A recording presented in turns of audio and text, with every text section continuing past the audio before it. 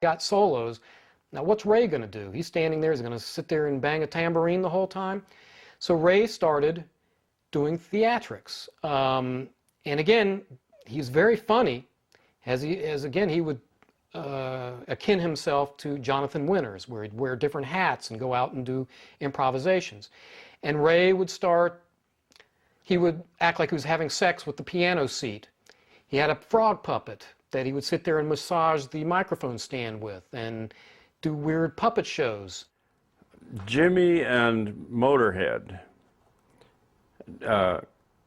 had noticed that dogs, you know, when they come up to you, they hump on your leg and everything.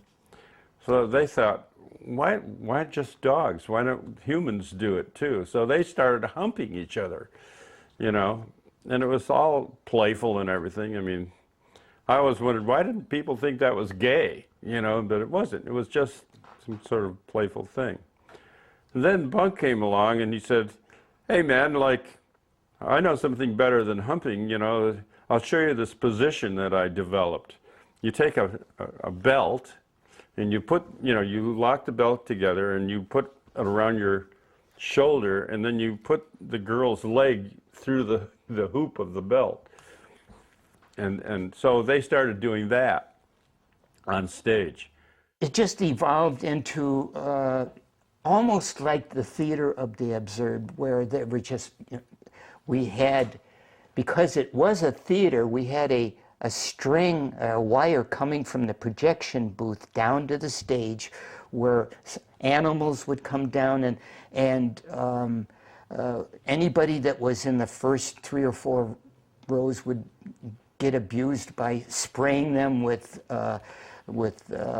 shaving cream or Coca-Cola, whatever, and you know, we'd go out in the audience and bring people up on stage, and it was no holds barred every night. You never knew what was going to happen, and I think for the most part that's why we enjoyed so many people coming to hear the band.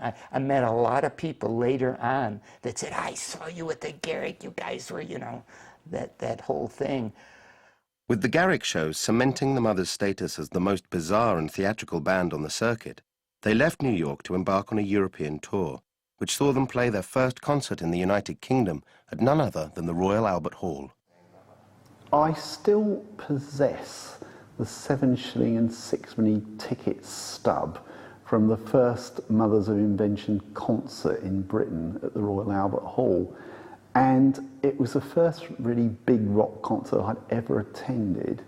And it certainly affected me, not so much as a musician, but as an entertainer with regard to the sort of attitude towards presentation, because it seemed to break every rule there was about what I'd seen on television, about how, you know, pop stars were supposed to behave. I mean, it began with Frank Zappa walking on his own and sort of doing a bit of a preamble and reciting the words of America Drinks and Goes Home, which then the Mothers came on and did. Oh, it was wonderful, man.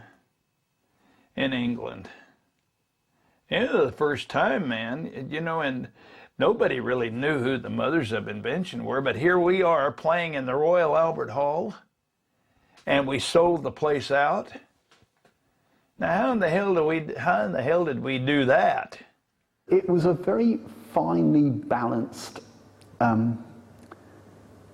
attitude, I think, between sort of perfectionism within the surroundings of the studio and actually making something of things that were, you know, completely random. Summertime's here, kiddies, and it's time to take a trip. This world's so bad. You feel so... While the Mothers of Invention were making their name across Europe, the hippie scene that had originated in San Francisco was spreading globally and even infiltrated the works of British bands such as the Beatles and the Rolling Stones. Zappa and the Mothers' next album would be a response to this phenomenon.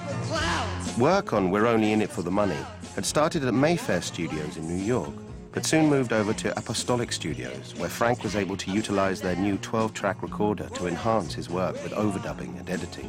The record was to reveal yet another new lineup of Mothers, featuring Zappa as lead vocalist due to the departure of Ray Collins, Ian Underwood playing keyboards, and Motorhead Sherwood on saxophone. The album was released in January 1968. When Frank Zappa conceived We're Only In for the Money, I think he wanted to do a parody, not just of Sgt. Pepper specifically, although you can certainly see elements of that in the sleeve and in the music, but also of hippie culture in general. And I think the brilliance of the record is, even though it's kind of nasty and vicious in its parody in some respects, whether it was intentional or not, he understood the musical forms he was parodying. It doesn't so much parody Sgt. Pepper by the Beatles, which of course was just a massive record. Every hippie had that probably, or was living with someone who had that. There's like no better mimicking of the San Francisco rock scene in 1967 musically, with all those bittersweet minor changes and there's haunting background harmonies. But again, the form is being replicated very accurately in some respects, but those bands would never be singing those lyrics. Well, Zappa was free to produce on We're In It for the Money, and boy, didn't he let you know it. The record begins with stoned conversation about seeing God, which immediately was interpreted in every hippie, squat and student flat as references to drugs. Zappa always had an anti-drug stance, but he was always supplying that scene of people with something to laugh at and something to pay attention to. So it begins with, I see God, I see God. You have Eric Clapton saying these words, which is quite funny considering his own divine status. And so it begins with a welter of electronic bleeps and blats and people talking before you get to the music itself. All the hippies who listened to it got it. I think some of them listened to the record and it's like, hey, he's one of us. I think that for all the lip service that's been paid to that record, like, oh, he's totally trashing flower power, which in flower punk he certainly does, I think it overlooks the fact that a lot of people buying these records were the hippies he was making fun of. And when they played the record, they weren't like, Zappa's making fun of this, and they wouldn't start crying like, oh, you know, I thought he was a hippie like Gus, and he's a mean man. Hey, Mom, where you going with that flower in your hand? Hey, Pop, where you going with that flower in your hand? Well, I'm going up to Frisco to join a psychedelic band. Zappa's responding to particularly events in San Francisco, and he felt that there was something very, very different from what was happening in LA, which was based on free sexuality, free talking about sex, and not much use of drugs, according to him. He was saying it wasn't drug-based.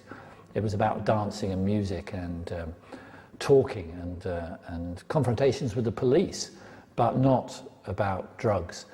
And his response to San Francisco explosion was to check out the music. And being a Zappa freak, I suppose, it's predictable that I'll agree with him. But this was one of my early experiences of testing what Frank was saying. And he said, when he listened to the great bands that were being sold to him, coming from San Francisco, Jefferson Airplane and Grateful Dead, he thought, these bands are terrible. They're not even as funky as my little unit from high school. And I think that's correct, that the San Francisco music had very little relation to the power of black R&B as Zappa and Captain Beefheart experienced it, what they heard on the radio. That it tended towards something far more folkish, jangly, and without the rhythmic propulsion